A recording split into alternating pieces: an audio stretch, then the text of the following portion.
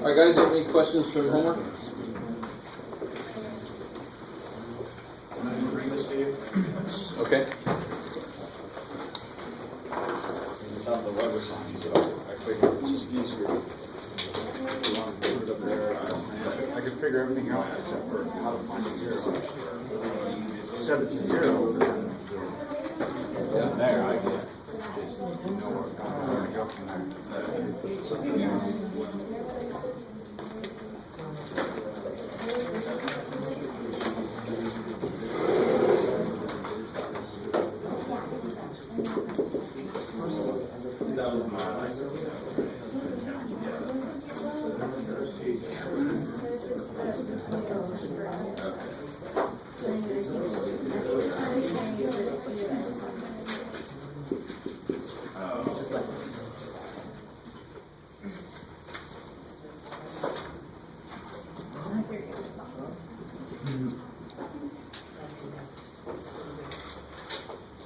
Alright, so this is a force for a particular weight object. Let's see. Alright, yeah. So this is a classic problem in physics. You have a rope attached to a crate or something. They always use crates, and you're pulling it at a certain angle. And this is the frictional force should be. Yeah, coefficient of friction, that's the weight. So this would be the force that you have to exert on the rope. Oh, it's just the force you exert on the rope. It's probably the frictional force exerted back on you, so you have to overcome that to get this thing moving. So the weird thing in this equation is mu is a constant, and W is a constant. And the first thing I ask you is, what's so the only variable in there is what? What's the only variable left? Theta. Theta. So that's the variable. So you can drag it at different angles up here for whatever reason. So how do you find df d theta? And you can use quotient rule, right? The funky thing about the quotient rule is the top is just constants. You with me? Mm-hmm. So personally, whenever I see that, I mean, the quotient rule still is going to work. So what the hell? What do you do? On the bottom, what am I going to have on the bottom from the quotient rule? Squared. Squared. And this guy's derivative is 0. Good, because they're not functions of anything. They're just a given mass, a given weight, and a given coefficient of friction. Right? Are you on ice, gravel, whatever? So it's going to be 0 times the bottom. Right, derivative of the top times the bottom. So that's gone. Minus the top times the derivative of the bottom. And what's the derivative of the bottom going to be? New cosine, I like it. Good. Minus sine theta. I like it. Alright, so you end up with this. Oh, let's see. I don't feel like it. Mu omega sine theta minus mu cosine theta all over mu sine theta plus cosine theta squared. When? What was the other thing that you like when you see it's constant on the top? Oh, when I see it's constant, I bring the bottom up and I make it into a product rule. Chain rule product rule. Right? The negative comes down. So this would be negative. The derivative would be negative mu omega mu sine theta plus cosine theta. Negative 2, there's that. Some of you guys with me? A few of you guys with me. Okay. Times what? You're really inside, so you get mu cosine. You'll get this thing here back again. So you get all the pieces you need, right? Okay, but either way you do it, you get the same answer. So who cares? Now, how do I do the second part? They want to know where is this going to be? Where's the derivative of force? The change in force, depending on how you change the angle that you're pulling with. Where is it 0? Where is it not changing? Where is that equal to 0? Set what to 0? And what is that equivalent to saying? It's a fraction, so how do you make it 0? You make the top 0. I just wanted us to see that the work is not nearly as bad as it first sounds, because you're just making the top 0. That's constant, so they just go away, right? So cool. They didn't go away. Divided by it. Is that cool? Everybody's be like, did he take a derivative? No, I just divided by it. And then you solve. So you get sine theta equals mu cosine theta. Divide by cosine, you get tangent theta equals mu. So theta would be the inverse tangent of mu, whatever the hell that is. And mu is a number between 0 and 1. You need to know that number. So I would hope that they would accept that answer. Theta would be inverse tangent of mu. Weirdness. You with me? Very common question is to figure out what those peaks and those valleys are, and you just set the derivative equal to 0. Does that answer the question? Yeah. When theta equals that. So it kind of makes sense it's going to be dependent on, mu or w or something. Here it's not dependent on w, which very often that happens in physics.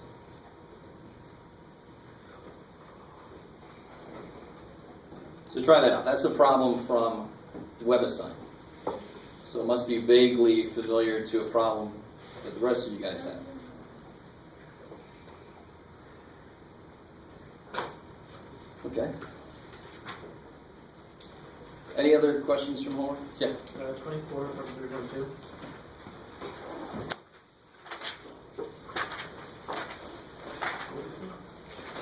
Number 24 in 3.2? Yeah.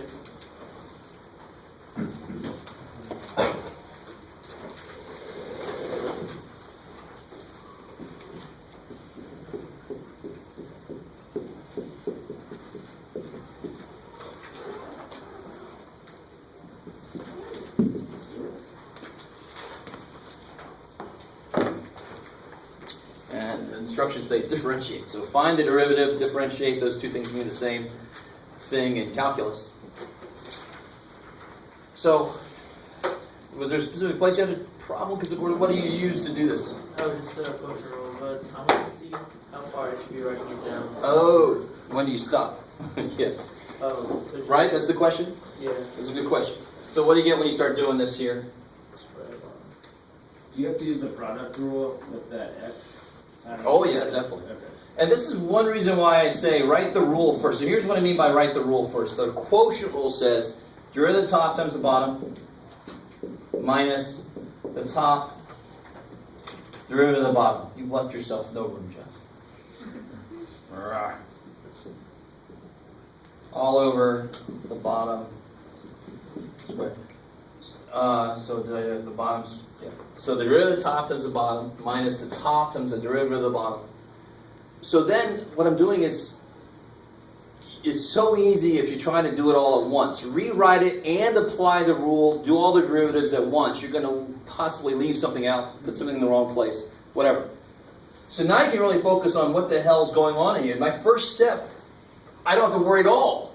I'm just putting the prime symbol. I'm not actually taking any derivatives yet. So now my whole world can be that. I don't have to worry about all this other shit coming afterwards. So yeah, you're right. What's the derivative of 1? 0. And then this guy would be, but write the rule, x prime e to the x plus negative x e to the x prime. That's the product rule, right? Now I have even less room. Crap. Let's see. I'm just going to have to move over here.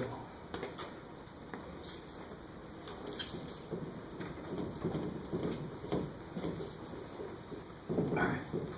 Let's pick it up right there. So we got f prime. It's negative x prime e to the x plus negative x e to the x prime. Now you're writing all big. You're not going to have room again.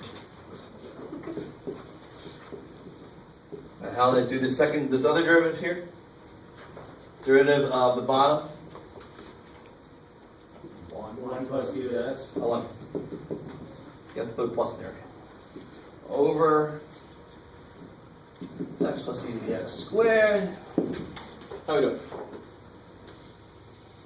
trust me on this. Writing the rule down, especially when it's complicated stuff in there, just write the rule down. What do I mean by that? Don't do any derivatives. Just write what the rule says you have to do and then actually do it on the second step. Because there's too much stuff going on. You want to just focus on your derivatives when you really have to. So here, what's x prime? Good. So negative 1 e to the x. So next is negative e to the x minus x and derivative e to the x. E to the x. Minus, and over here. So now you want to FOIL things out, get your like terms together if there are any. Right? I don't know if this is part of the question. But you definitely do want to clean this up a little bit. 1 minus x e to the x. You can do this, Jeff. Plus e to the x. Minus x e to the 2x. All over this mess. I mean, now it's just algebra, right? This is where my teacher was the rest is out. So now you FOIL this thing out. You see if you have any like terms. Put those guys together. It might simplify a lot. It might not simplify at all. But you at least have to take a look. Negative x e to the x minus x squared e to the x minus e to the 2x. That's not going to do anything for me. Let's do that. Minus x e to the 2x minus 1 plus x e to the x plus, minus e to the x. Bring the negative through. So I think I have a minus x e to the 2x and a plus x e to the 2x. Of course, this is all over this mess. So those go away.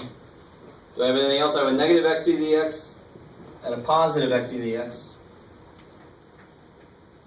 That looks to be it. All over that thing. Squared. Is that getting to your question? Yeah, I just want to know like how far into the answer we have to get. That's pretty much it. I mean, you might end up with something where the top will factor in one of these, but that happens so rarely. But it does happen, but it doesn't look like that to me. Let's see, negative x squared e to the x minus e to the 2x minus 1 minus e to the x. Yeah, that doesn't look like crap. Right? All over, just to be blunt. That's plenty good enough for me. Right? If you stop here, that's complete crap. You've got stuff you can FOIL out. Just do your basic simplification stuff. And if nothing jumps out at you, there's no reason to kill yourself trying to reduce this or something.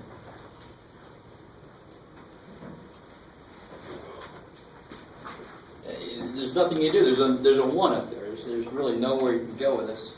Easily, anyway. Yeah, that's not going to go anywhere. Any other questions from? Yeah. 42 and or 58 from that same section. Section 3.2? 3.2, yep. 42, I think we did one like that the other day, or we might have done exactly that. You're right. Never mind. Just 58. So I'll do that one. I'll say I already did. No. Which was the other one? 58. 58? Oh, yeah, this is a good one. All right.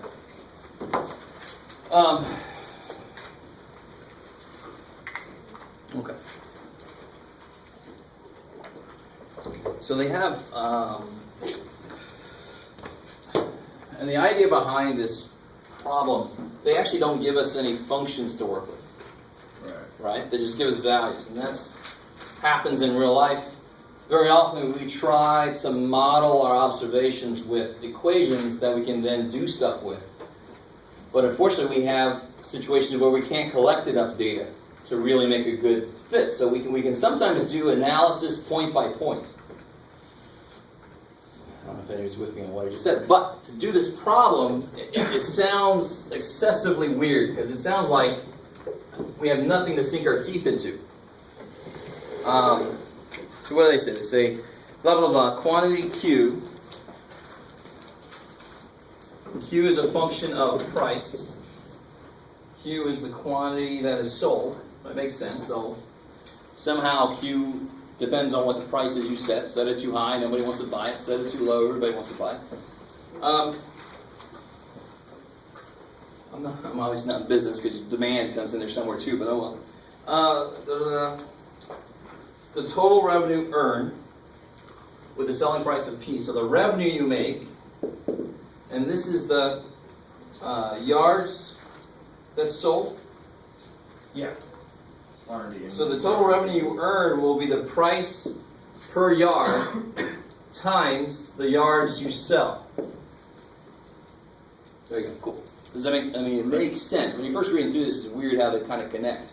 But revenue is certainly going to be price times amount per.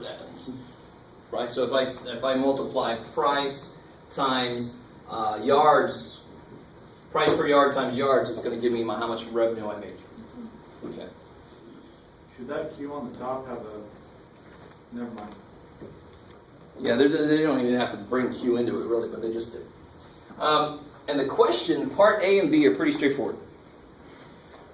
Well, actually, part A is pretty straightforward.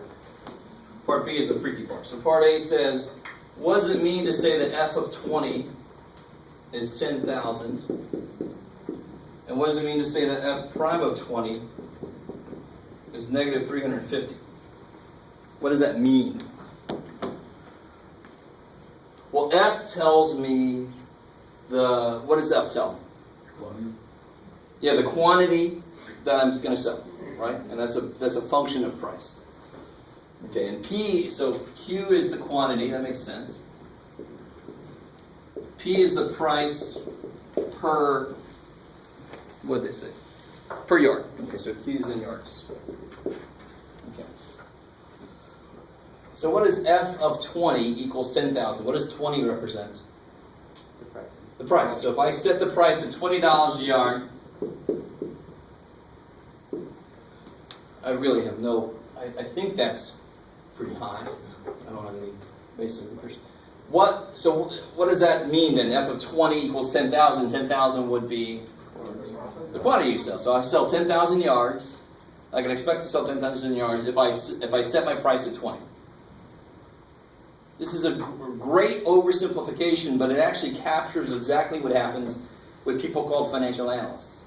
They're the people that will accumulate data, look at the market, look at the past performance, and try to predict what price you should set something at that will give you maximum profit, maximum revenue. What does this one mean? That you set your price so high nobody wants to buy it, so your profits went down. Well, at the point when the price is 20. So really, this here, if I write it a little differently, the other way to write this is a little easier with units and figuring out how to say things. What does this thing mean? This is the change in quantity sold over the change in the price. So at the point where I've set it at 20, if I increased it a little bit, what's going to happen to how much I'm selling? It's going to go down. So most likely, you're right, most likely I've gone past my optimum place. I'm back here. And if I increase the price a little bit, it's just going to go down a little bit more. Nobody's going to come to my store. They're going to go down to your store. Right? And you're laughing like 20. That's exactly what he said. Okay, so that's part A. It's just explaining what things mean. And very often, if you just break it down to the units, that will lead you in the right direction. Right? This is quantity in yards over change in price. So it's going to go down 350 yards of material for every $1 increase. Now, of course, the minute I change the price at all, that's going to change a little bit because that's just the slope at that point. The minute I move a little bit, it might get worse. Or it might get better, who knows. But right at that point, if I move a little bit, I'm not going to sell as much. Okay, how are we doing? All right, I have no idea. Okay. So part B of that problem, I think, is the worst part. Assuming the values in part A, what's R prime of 20? And interpret your answer.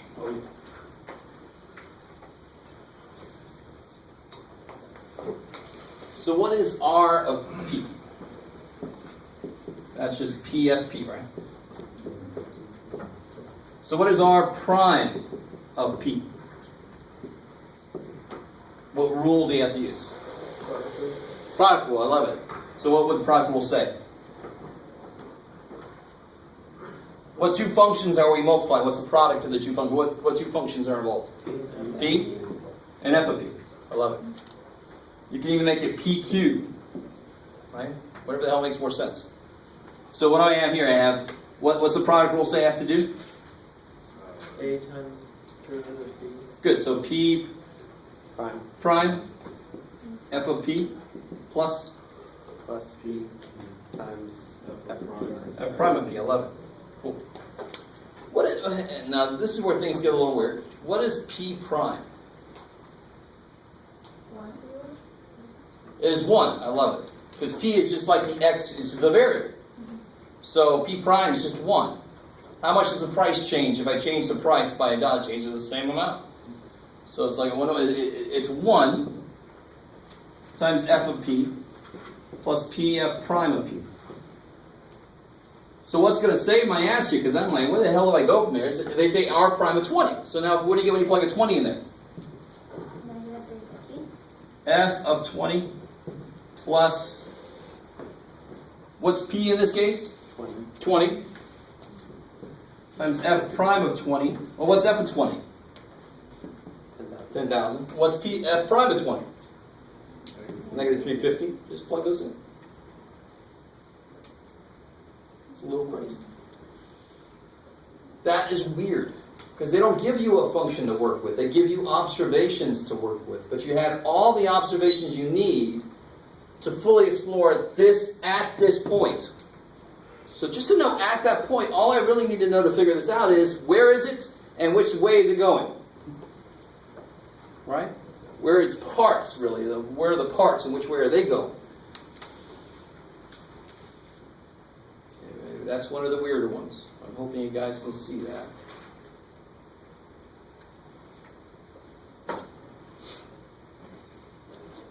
Okay.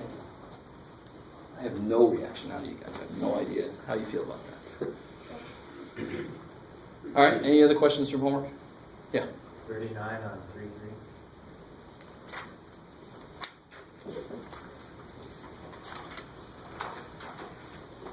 Oh, good. All right, good. So a while back, we found out, and we've actually used it. We used it in the taking the derivative of sine. We found the limit as x goes to 0 of sine x over x equals 1. Right? That really just says the idea that sine of theta is approximately theta for really small x, really small theta values. So if you move your pendulum just a little bit, you could approximate sine theta with just theta. It makes a lot of calculations easy. All right, you guys semi with me? You guys see why that says that?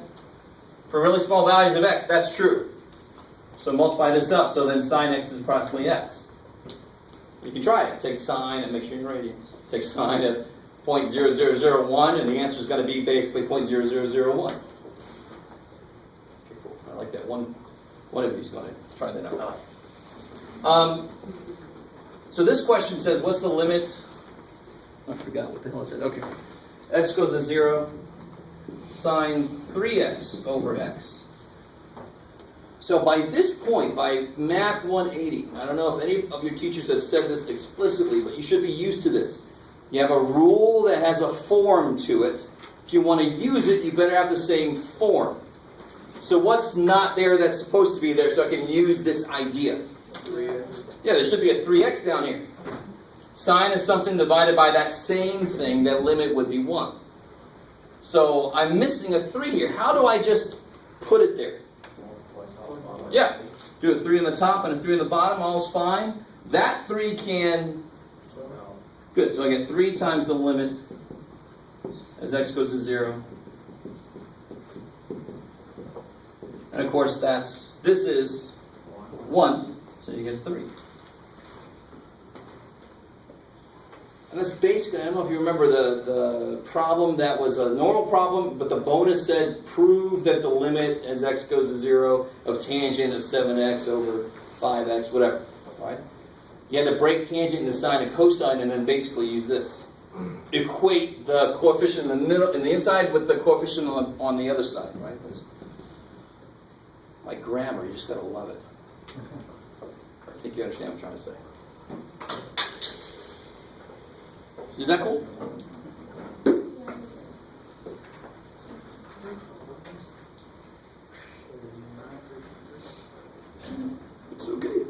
Cool. No. God, you guys are like, don't let them know shit. You're doing a good job. Okay. Anything else from homework? Okay. All right. So what I want to do first is just to give you a couple of chain rule problems to get back in the swing. And then we're going to do one section and hopefully get out a little early. It's been a long ass day, and I would like that.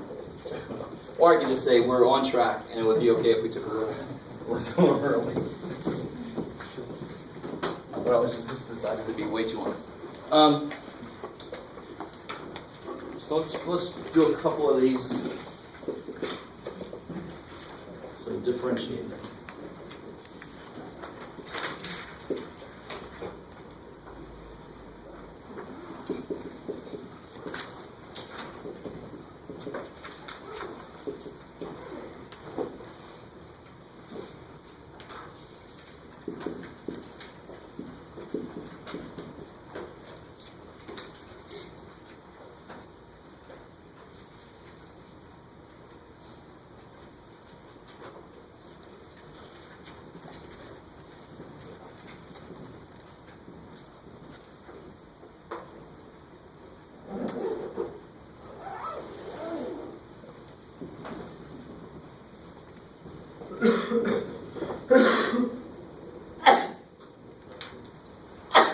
Bless you. There you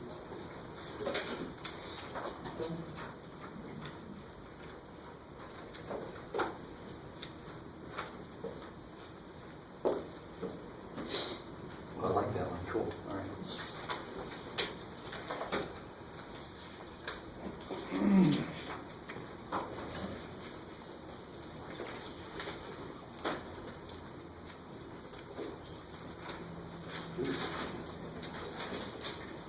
Sorry.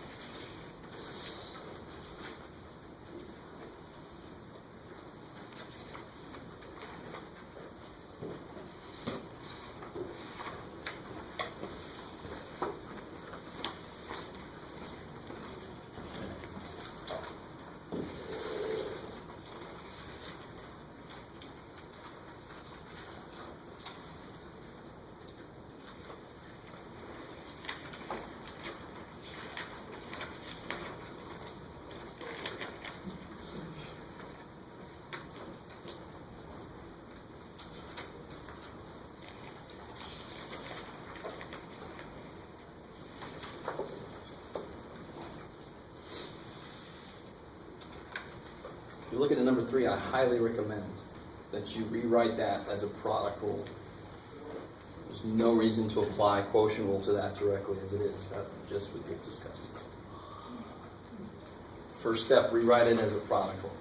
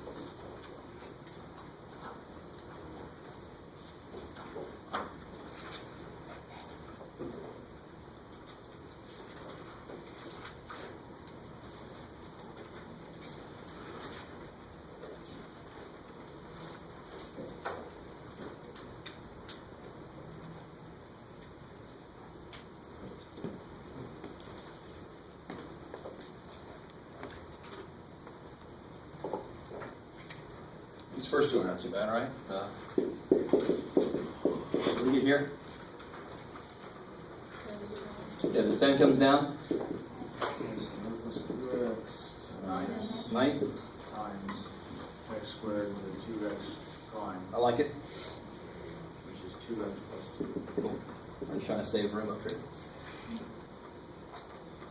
And then the little bit of cleanup you can do is just to bring that up front. 20.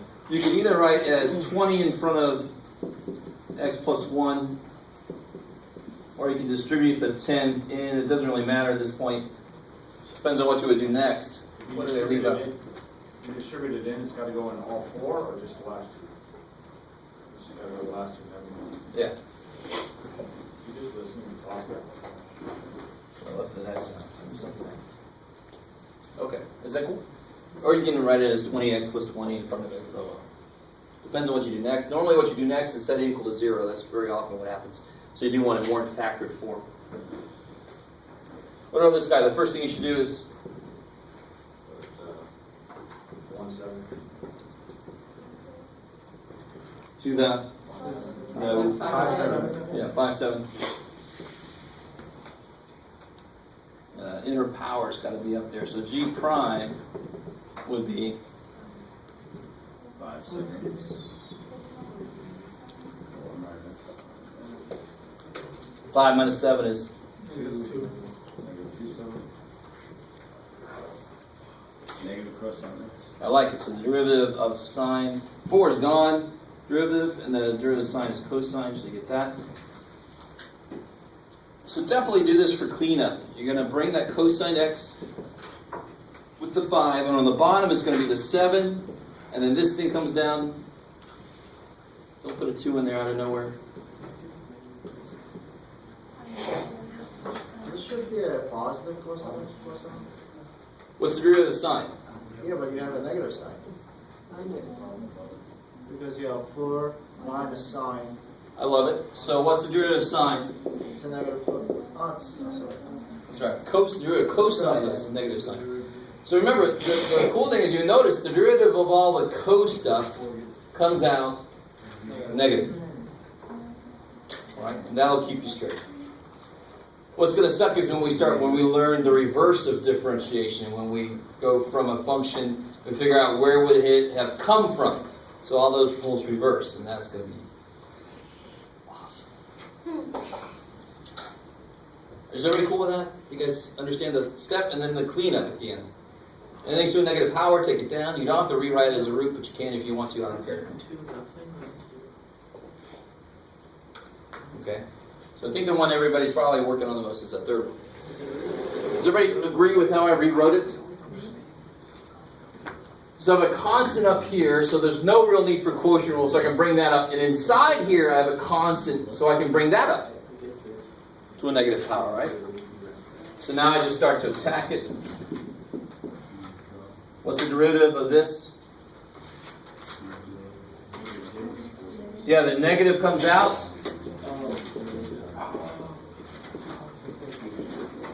To the negative 2 times the derivative of the inside, right? So I can just write the rule for myself. Either so you don't have so much to do all at once, or if you're running out of room like that. But it's not a bad idea to write the rule, especially when you're first learning the rule. It just constantly reinforces what you're doing, what the rule is you're applying. The more you comfortably come with it, you can start doing more things at once. Something else I haven't said yet, I don't think directly, is one of the more common mistakes is, like right on this step, is to do the derivative right now. But you need to look at this. One way to do this kind of problem, let's finish this out and then I'll show you another way to do these kind of problems if you're having that trouble. So we're on this guy's derivative. What's that guy's derivative here? 0. What happens here? So that comes down to be 21. 2x plus 1 to the negative 8. I love it. Times. This is really easy to forget. What's the derivative of the inside? 2. So that's got its own chain rule to it, right? There's an inside function, an outside function. So we had a function inside of a function inside of a function. So we have a couple chain rules to apply. Where am I at? 2. Just stop right there for a second.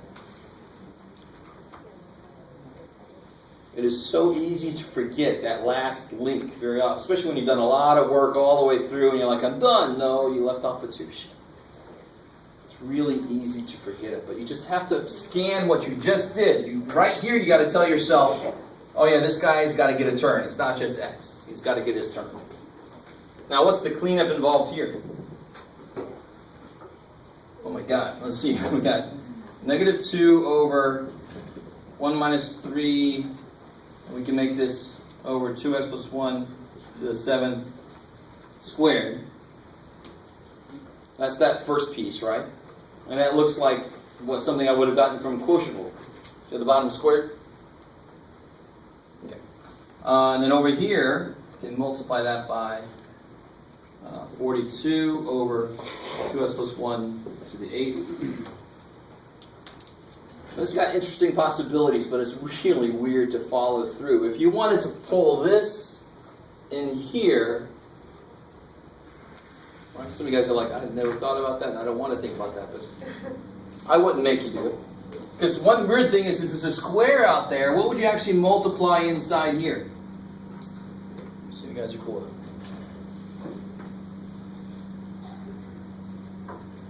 Tell me this. If you want to take an x out, what actually comes out? X squared. So if I want to multiply, down there, because 1x comes out of each. So if I want to multiply this in, I actually multiply what's in there by half of it, x, right? So that's the same as there's a square on this. If I want to pull this in, I actually multiply each piece by 2x plus 1 to the 4th. And the only reason I would do that is so it would cancel some of these. Right? But since it doesn't cancel all of them, I would just not do it. So you end up with negative 48 over 1 minus 3 over 2x plus 1 to the 7th squared times 2x plus 1 to the 8th, and then you worry about it on the next step. Our next step is non-existent, so we just stop there. Where am I at? How did you go from Negative 48. That's neat. I've never done it before. If I suddenly start doing that, it's going to be really good for this profession. Switch everything. All right. Cool. Is there anything about those? I mean, it's really more it's not difficult, really, until we start bringing other derivatives in. Right now, we know some pretty simple little derivatives. So as long as I build things out of those, it's a matter of being careful. It's a matter of not losing somebody. Okay. So, one little thing here. A quick little something. The derivative of e to the x is e to the x. But what if I had something, just a little something that's just left over? It's in one of these sections. I didn't do it yet. What if I have something else to the x? Is its derivative as easy? Probably not, since I'm making it be left, right? And it kind of makes sense. The weird thing about e is there's so many different places it comes out of. It comes out of, let's see if I can remember.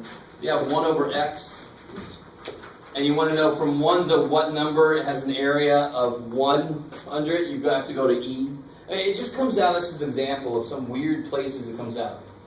Normally you learn about it because it's good for population growth and exponential decay of radioactive materials. Does this sound familiar to anybody? Normally when you learn it, that's the kind of examples you do. Throw some rabbits in a room, give them some food, wait, right? Make sure that one's male, one's female. So how the hell do I figure this derivative out? I mean, we could look at it from the limiting standpoint. Let's not do that. Let's be a little smarter about it. Let's try to build this into an expression that I know how to do the derivative of it. Maybe it will involve chain rule. But does anybody remember how to rewrite? Log. Yeah, how do I rewrite this? In terms of exponentials and logs. I don't know if anybody knows how to do this. We'll do this. Start off with this. What would e to the ln of a to the x? Wouldn't that be a to the x? But what happens with the x now? Yeah, I can bring it in front. So now it's e to the x ln of a. So you can always rewrite any base to a x power as e to the x natural log of the base. How we doing? And so some of you guys are like, that looks worse. What the hell? And I don't blame you, but now I know the derivative of e. And the main problem, the main reason I could not do this guy's derivative is because the variable's up there. I don't have like a general rule. I just know if it's e, it's its own derivative. If it's not e, I don't have a general rule for it yet. We're trying to develop it. So now I've got it rewritten in terms of e, and my power came down, and so now it's just a... What's cool about ln a? We don't have... What's the derivative of ln? Don't tell me if you just know it because you've taken some of this before. But we don't know yet officially in this class. We don't know what the derivative of ln x is. But thankfully ln a is a... ln a is a constant, right? It's not involving x. It's a constant. So whatever the hell a could be, 3, 4, 5, right? So how do I do this guy's derivative? What's the derivative of e to something? E to that thing. Times. This guy gets a term now. What's the derivative of constant x? 1. No. What's the derivative of 5x? 5. 5. What's the derivative of 6x? 6. What's the derivative of ln a x? LN. ln a. There you go. That's a constant, right? So the derivative of constant x, the answer is constant. That's the slope of it. This looks weird. ln a is just a number. It's an ugly number, more likely, right? Poor little dude. So what the hell? So what was this again? A to the x. ln a. That's the general derivative of some number to a power. And it works for e, of course. It's got to work for e, because a could be anything. If it's e to the x, ln e is 1. So that's why it's its own derivative. That's kind of neat. So if I have... Let me see if I can push this a little bit. Give me an easy one and a hard one. If I have h of x is 7 to the x, what's h prime?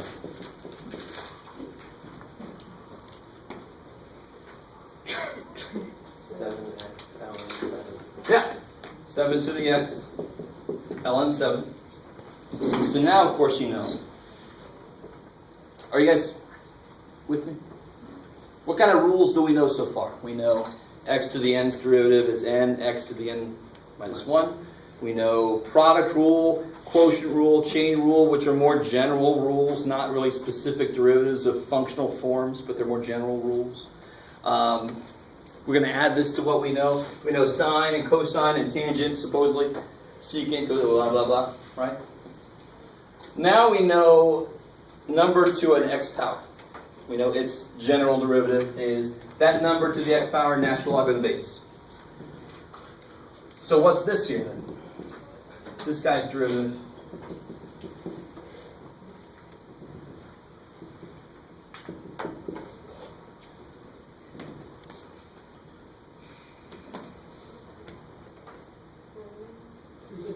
Natural log of that. To start with. Yeah. Why to start with? Because it's chain rule. There's a function inside that has to get its own term. Up here, the function inside was, so when I multiply by its derivative, it didn't really show up. Here, I've got to have it show up. The general idea of a number to a power is it's the same thing again, natural log of the base, times the derivative of x squared plus 4, which is just 2x. And that's the chain rule piece. So chain rule is always there. You have to kind of just realize that that's going to be part of what you have to do. This is a function inside of another function that's more complicated than just x. It's got to have its derivative show up. Can you please repeat where you got the 2x from again? Yeah, it's chain rule says, you can spell it, maybe not. Chain rule says this guy is more than just x. He's got to get a term. So I've got to multiply the outside function's derivative with the inside function's derivative. That's chain rule. That's where the 2x comes from. So I can write it as 3 to the x squared plus 4, natural log of 3. There's really no way to make that look better. You put the 2x out front, but it doesn't really make it better. Yeah? Can you back up to the e to the x? I completely got lost where you have e to the x of ln a times ln a. And then how do you get from there to ax to ln a? Alright, so first off, a to the x is the same thing as e to the ln a, right? Correct. Okay, cool. And that's the same thing as this. Correct. So these are the same thing. So later, if I see that dude, I can replace it with that dude, right? Because they're the same thing. If I see him, I can replace it with him. Right? Because they're the same thing, aren't they? Oh. They're the same thing. So I saw that there, so I brought that back there. Cool. So this is really just the middleman step. It changes the form of what I'm looking at so I can use things I know to attack it. But at the end, I want to bring it back to this form. I just needed him in the middle so I could attack it. And then, of course, here, the derivative of e to anything is itself, and then you have to multiply by the derivative of this, which is constant times x, so the derivative of that is just going to be the constant. And then that's where I got there. So I followed you to there, and then I didn't realize the root. Oh yeah, just using this backwards now. Bring it back to what it was. Cool. Today we're actually going to learn implicit differentiation, which gives an even a little bit easier.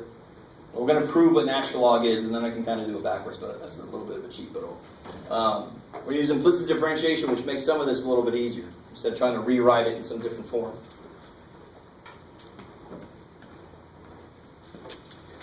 Oh, let's see.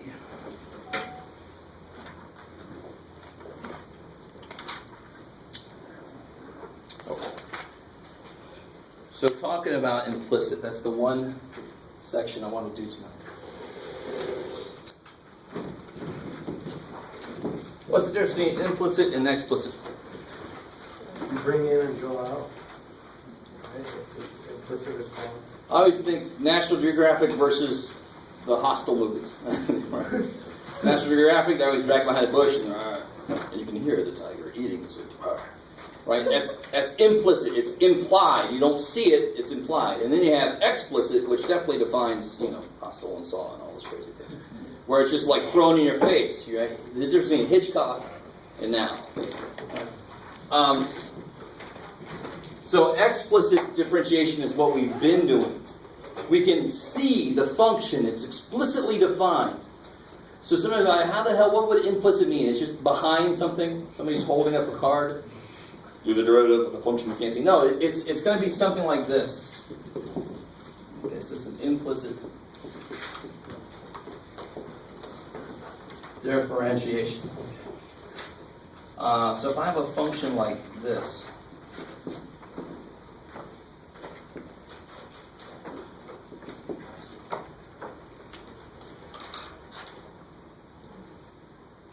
can you solve that for y? That's the right answer.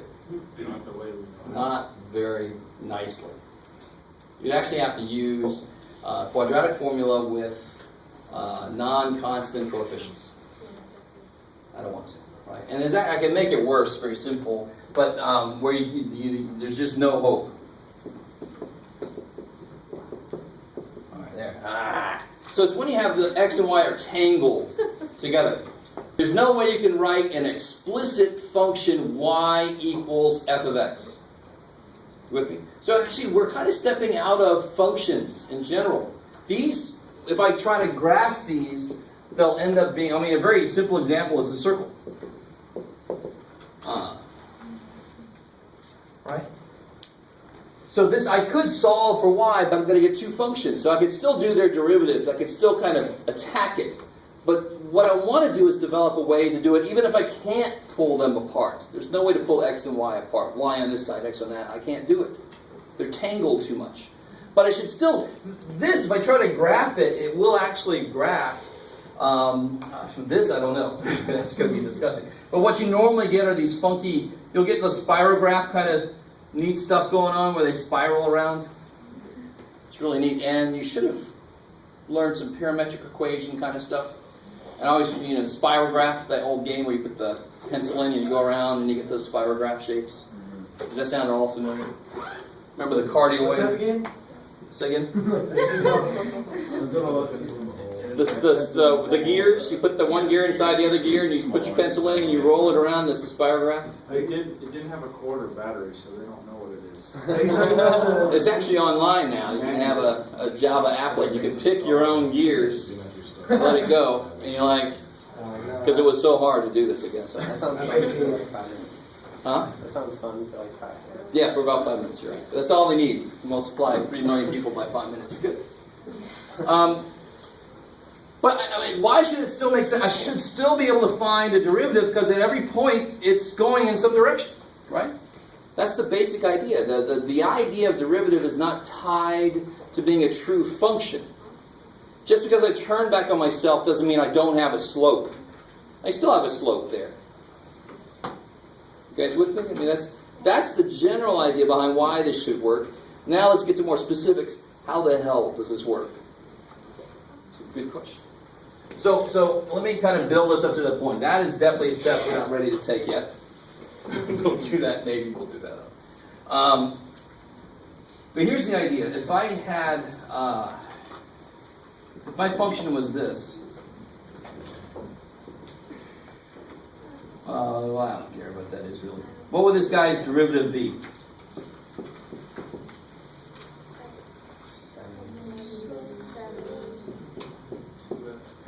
Careful. See now, careful. X squared plus 8x. 6. Good. So anything to the 7th power is 7 times that thing to the 6th power. Then you do this guy's derivative, right? Separate. Times. And you can simplify that all kind of crap. So did it really matter what function I put in there? Would it change the procedure we went through? If I put a square root in there, it would change the derivatives we did, but it wouldn't change the... What goes if I put f here? So if I put f of x to the 7th, what's this guy's derivative? 7 to the 6 times f prime. I like it. And of course, what is f of x? What is it taking the place of? From way back, y. So if I had y to the 7th, this derivative would be 7y to the 6th times y prime. Because it's assumed and understood that y is some function of x. I just don't know what it is. So up here, I cannot by hand, and in fact in any way really, tear apart x and y. But y is some function of x. Just because I can't write it doesn't mean it's not true. Got it with me? In fact, very often, I could see parts of things, like just this part of it is a function, right, before it turns on itself. And then the next part is that's a function, that's fine. Before it turns on itself, you see, I can visually pull it apart. What does it look like mathematically? You don't want to know. There are some of these you can actually do. Thankfully, it's not part of our curriculum. So what? This is still too vague. So let's work with that circle. That's a nice, easy one to start with. So here's the idea. Anytime you have a function inside of another function, we know you have to do the chain rule. And that's what we got going on right here. So anytime I see y having something done to it, I'm going to end up tacking on a y prime. Now what really ends up being kick-ass cool is even though I can't solve something like this for y, I will be able to solve for y prime. Because I can just pull all my y prime stuff together, factor a y prime out, and divide. I can always solve for y prime. So when I got this, let's try this. What's the derivative of x squared? So now I'm going to, this is implicit derivative. So I'm doing the same thing to both sides. I'm taking the derivative of both sides. What's the derivative of y squared? Good, 2y times y prime. I love it. All right, because it's a function of x. Y is an implicit function of x. Just like if y was x squared plus 8x, you'd have to multiply by 2x plus 8, like we just did it a minute ago, right? Wait, can you see that one more time? Yes, give me a second. Let me, here's a little side example.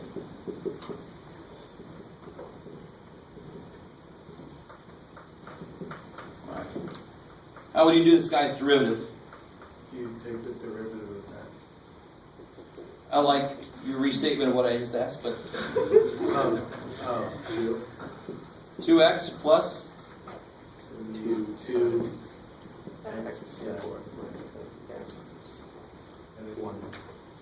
do the first, good, times derivative of this stuff, right? You with me? Does that look good? I make mistakes, I do. Oh, Well, here it is. Put a 0 in there? Because what's the derivative of 9? Oh, okay. Whatever you do on one side, Gotcha. I like it. So, I don't have this crap. That's one specific example of what y could be. You with me? Mm-hmm. But that, of course, is not what, I don't know what the hell it is. So, if I just had a y here, what would be right here? That's y. Right? That's y. And what's this? It's y. Y prime. Prime. Oh. So that's 2y, y prime. So it's nicer. And actually, I just remembered that I forgot to show you the other way to do that thing earlier. And it actually has a lot to do with what we're doing right now. So let me finish this out real quick, and then I'll show you an example like that.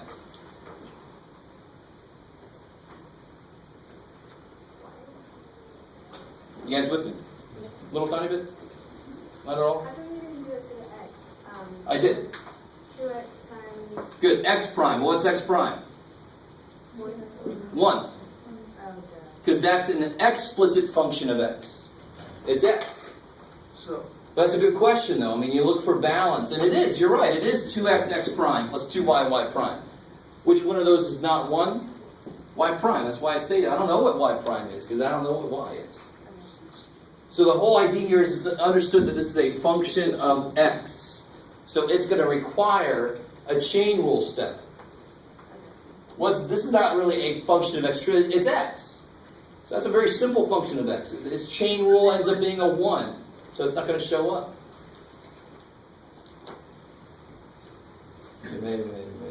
Yeah.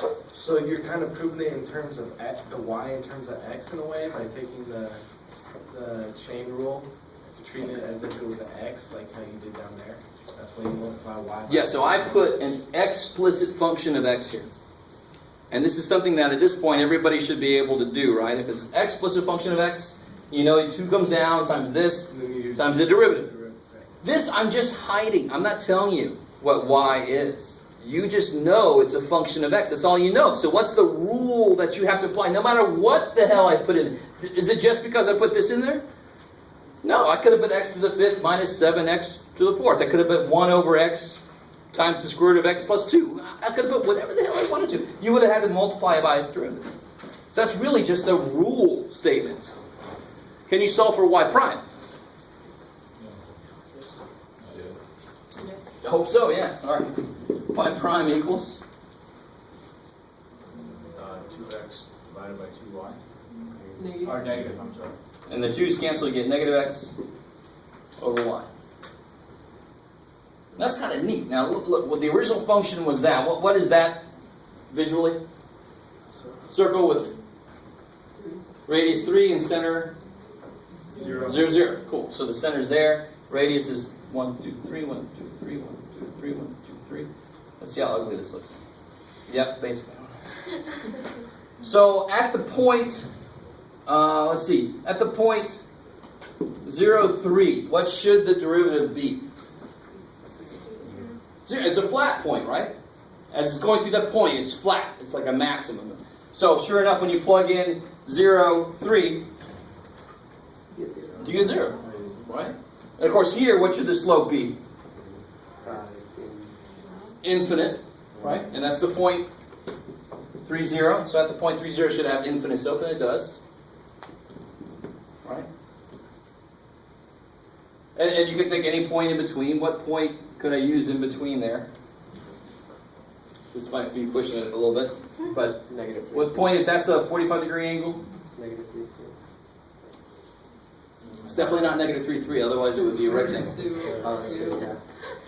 Yeah, so I know for a 45-degree angle, it should be root 2 over 2, root 2 over 2, but it's a radius of 3, so it's going to be 3 root 2, but all that matters is they're the same, so the slope there is going to be 1. yeah. The reason that we're getting this this negative, now don't forget, I'm back here, so you got to kind of put it together. It should be positive 1, and it's because my x, of course, is negative. That's my, so when you throw that in, you get positive that divided by that is positive 1. Oops. So at this point, the slope is 1. That kind of makes sense. You guys kind of with me? Why is y prime negative x on y? Because they solved, are you cool at this step here? Okay, cool. Now just solve for y prime. So subtract the 2x, divide by 2y. Right? But you're right. Yeah, I mean, I don't blame you. I don't want you to feel bad because it's hard to realize, am I using just algebra in this step? Or is it some kind of calculus weird shit? But normally the minute you take a derivative, unless they want a second derivative or a third derivative, the minute you take a derivative, the rest of it should be algebra cleanup. With implicit, the algebra cleanup is get y prime by itself, because I want to know what the slope is. And the really cool thing is it's always going to come out some function of x and y. So if you know a point on your weird little spirograph thing, you just plug that point in and you see what the slope is at that point. You Yes? said with implicit, you just want to get y prime by itself. Is that what you just Yeah, implicit, the point of implicit is trying to get y prime by itself. Implicit differentiation. All right, let me go further with this example. Can't I technically solve for y there? For this equation here, let me put over here, we got y prime to be negative x over y. That's what we got over there. Solve that for y, what do you get? Y equals plus or minus square root of 9 minus x squared. I like it. Cool. Okay. It sucks when you write down notes because you totally just like, I'm trying to like balance it out, write down notes and listen to I'm it with at you. the same You time. always get the video too. So take that guy's derivative. Take a minute and do the derivative of that.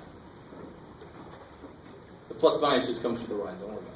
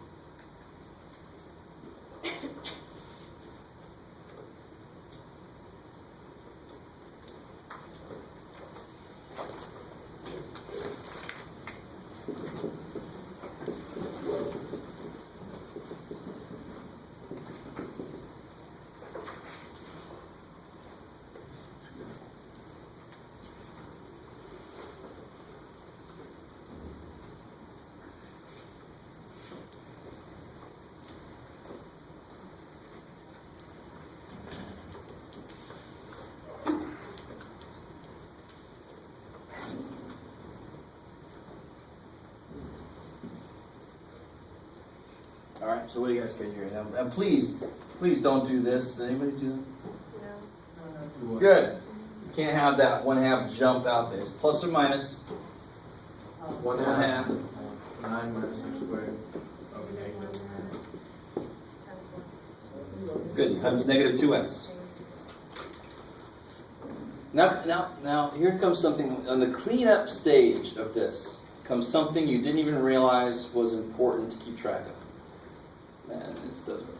But, go with me. So you get negative 2x times plus or minus 1/2 Plus or minus x. is minus plus x. Does that make sense? I mean, here it doesn't really matter, but I want to get you ready. I want to get you ready for when it does matter. Plus or minus times a negative is technically minus plus. Believe it or not, that will become important. Here, it's not so important. You guys think about it. All right, now stop. Right, and then of course, what can I do with this here? What do I have to do with that? Well, oh yeah, Is that cool? that's as cool as it's gonna get. Totally. Right? Now. I mean, I don't know if you guys are, I want to make sure, yeah. About the minus plus thing, I wasn't picking that up.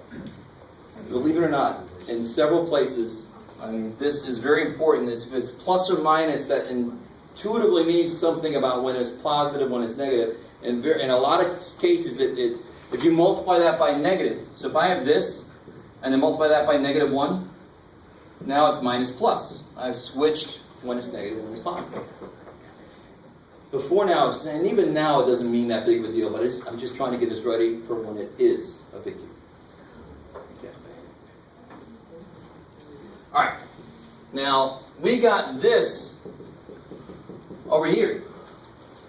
And we just figured out what y is. You can't always do this, but when I can do this, I can compare and see if I got the same damn thing. We got this straight, right? Just doing the explicit differentiation. Right? This is the Saw movie. And now down here we got, from Hitchcock, we got this. But what's y? 9 minus, or the square root of 9 minus x squared. Plus or minus, yeah, plus or minus 9 minus x squared to the 1/2. And what's negative divided by plus or minus? Minus. Minus plus, sweet, so I get the same damn thing. I get the same answer either way, right? You guys with me? So the point of implicit is not to do it when you really don't need to. But my point for doing this problem is to show you if you do implicit, you better get the same damn answer if you do it explicitly. Can you always do it explicitly? Hell no. But we have to kind of trust this process. You want to see it work somewhere. Wait, we can't always do it explicitly? Definitely not. Okay. Right? Because that one I put up there earlier with the radical xy to the 7th, and you can't pull them apart. There's no way to solve for y. Okay, so let's see a little more interesting example.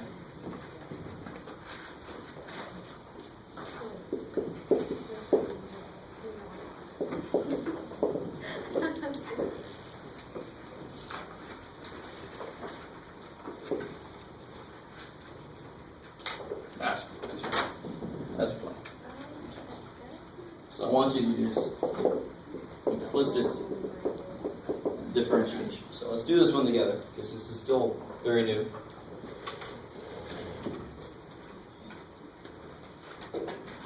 Now you really have to start looking at y as a function of x. So what rule do I need to use on the very first thing I see? Product. Product rule. This is a product, right? So it says x prime y plus, Y prime x. I like it, x y prime, love it. And then this, I should have rewritten this, oh well. This is minus, let me rewrite this. Before we start tackling it, we should rewrite this 2y to the negative 1 equals x to the 1/3. Okay, now, so this will be x prime y plus xy prime. How do I do this one? What rule am I going to have to use here? You're going to have a y prime.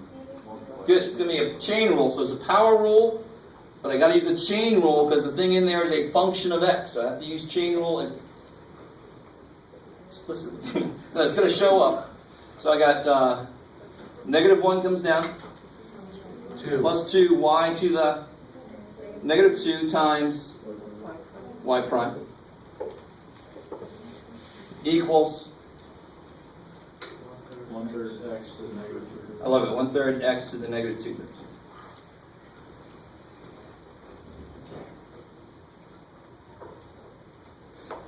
And now your whole purpose is to finish any derivatives you haven't done yet, and then get y prime by itself. The only derivative I haven't done yet that I can do is x prime.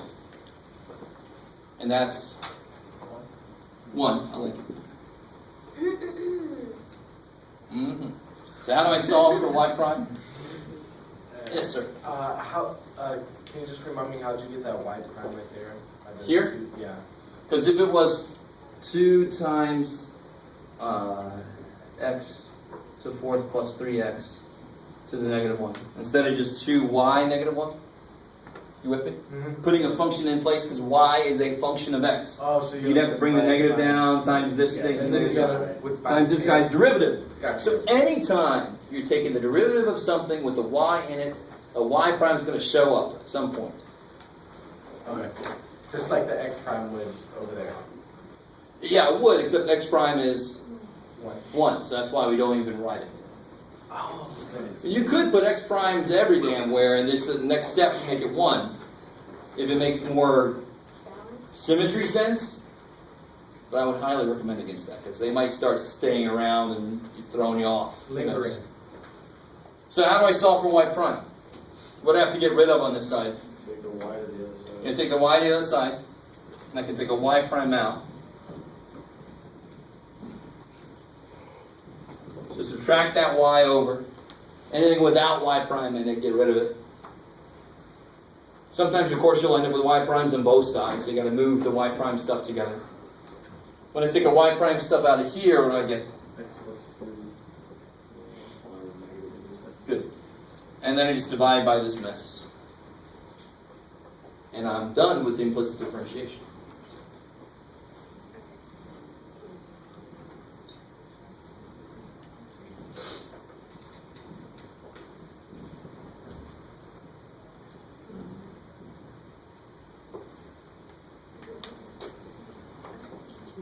Clean it up? Is there a way or not? Yeah, the only thing you can really do is to multiply through by x to the 2/3 to cancel this guy out. Because you can't really just move him down because there's this guy here.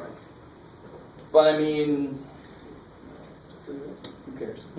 I mean, if you stopped right there for right now, I'd be fine. What's really important is when we get to the point where this is just the first step of the problem, and then we got to do more stuff with it.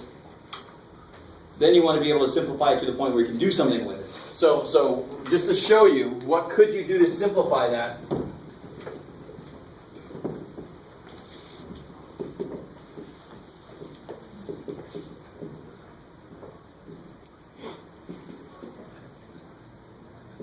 Anything to a negative power, you can just multiply by its, not conjugate, but the opposite power. If I multiply everything by x to the 2/3, I'll get, in fact, multiply everything by 3 also. Are you with me? So multiply by 3, x to the 2/3. Multiply everything by that, I'll get a 1. Is that cool? Minus 3y x to the 2/3 over 3x to the... Good. 3 plus 2 is 5. When I'm adding powers, I can do 3 plus 2 is 5 over 3 plus 6x to the 2/3, y negative 2. And then the next step I can multiply by what? What's still to a negative power? Yeah, multiply everything by y squared. What?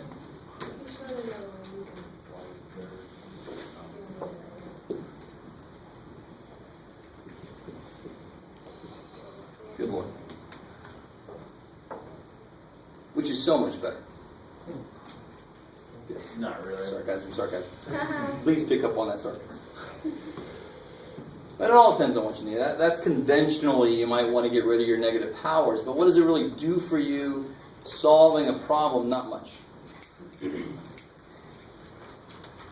So to get rid of negative powers, you multiply by like reciprocal or whatever. Yeah, you give it what it's missing. X to the negative 2/3 is 2/3 of an x in the whole. So if I multiply by 2/3 of an x, it's going to come out to 1. It's going to fill itself in.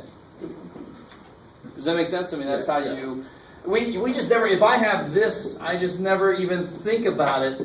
I just pull that down. What you're really doing is you're multiplying by x to the 1/3. I mean, that's one way to show students why negative means flip. Because how do you kill it? You multiply it by its additive inverse power, right? Does that make sense? And that's one reason why that just goes down, because to actually show yourself the work, that's what you're doing. I had all this extra shit, so I couldn't just take this down. It's going to affect this dude somehow. So I had to show myself explicitly what the hell I was doing. I can't just move stuff around. Does that make sense? If it's just one term over one term, you can just take the damn thing down. But that's just fine right now like that, right? This is fine. All right. For right now, it's fine. All right. So let's see. What do we got? Let's try some problems right out of the homework so we can see what they're going to do to us.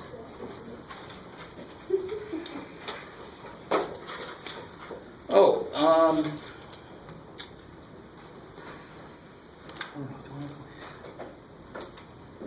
well, I'm going to show you this because it is fun.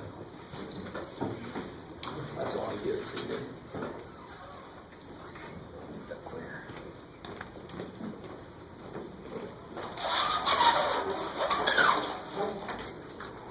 Wolfram Alpha is just kick-ass cool.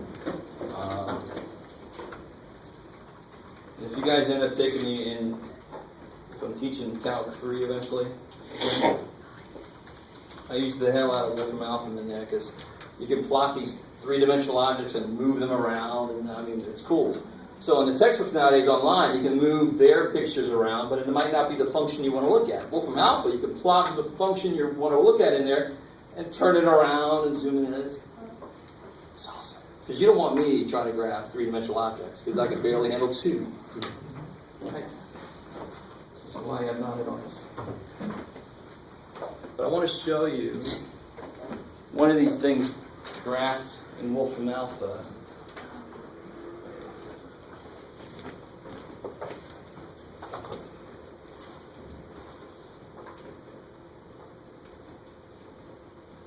If the computer ever comes up. Let's see here. Let me give you... Everybody got what they want from here? More than you ever wanted? Wait, no. Just kidding. Jackass. I've been waiting for somebody to do that. Somebody used to do that, and they get me every time. They're like, you ever got it? Wait! Oh. I'm kidding, Mr. Waller. Just rewrite it up there.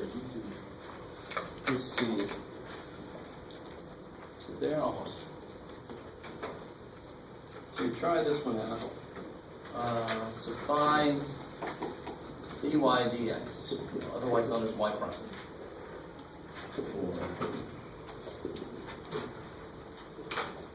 We like that one.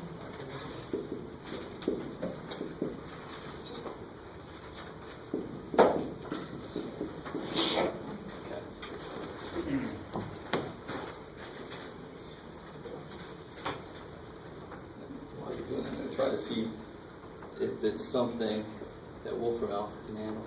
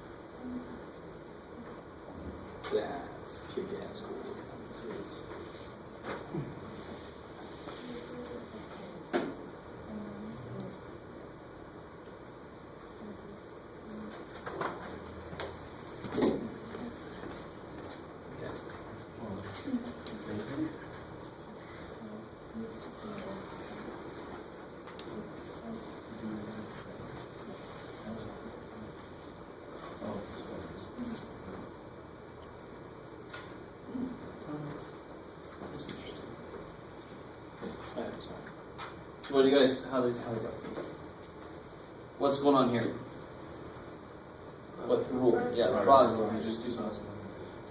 E to the y prime sine x plus e to the y sine x prime. There's the rule. The other side's not as hard, right? Derivative of x is 1. And we've seen this before. Derivative of x times y plus x derivative of y. Is that cool? You start to see x, y's product so often, you might even start to memorize. Just know what it is. Y plus x, y prime. I'm just going to stop right there. Is that look all right? So on this side, what's e to the y prime? Yeah, e to something is itself. Good, times y prime. Plus e to the y cosine x. And now, how do I... On that side? Say again? Would you get the y prime on that? Here? Yeah. Because when you do e to the y has to get a term. It's the chain rule, right? Okay. Derivative of e to a function is e to the function times the derivative of the Right, function. right, right. Good. Pull the e to the y out on the left side. No. Now your whole purpose is to get what by itself? Y prime. So you actually want to get that the hell out of there and get that the hell over there, right?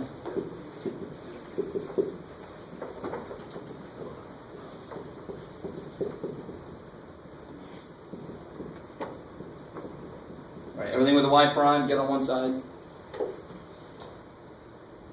And then take a y prime out and divide by the stuff you don't want.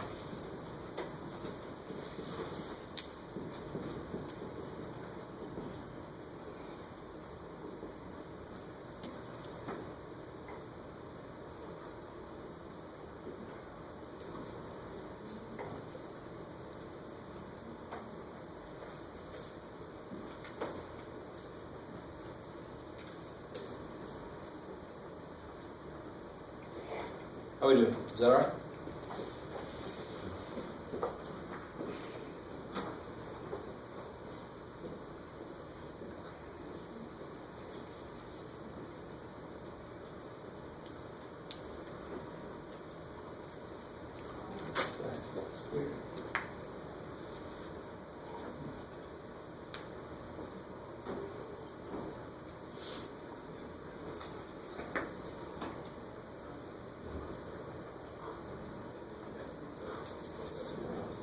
Oh, should be again. Cool. Now, the one hard part about making a problem like this is how do you normally find a point that the thing you're taking the derivative of goes through? Plug in an x and you get a y. I can't do that very easily here, can I? Because now it looks like it goes through the point 0, 0, and actually it looks like it does. On this side I get 1 times sine of 0, which is, what's sine 0? Sine likes y, and at 0 degrees there's no y. So sine of 0 is 0. So 0 equals 0 plus 0 times, who cares, it's 0. Right, so it does go through the point 0, 0. What's interesting to me is if you plug a 0, 0 in, you get 0, and it doesn't look like it's a 0 slope. But oh, too bad for me. Let's figure it out.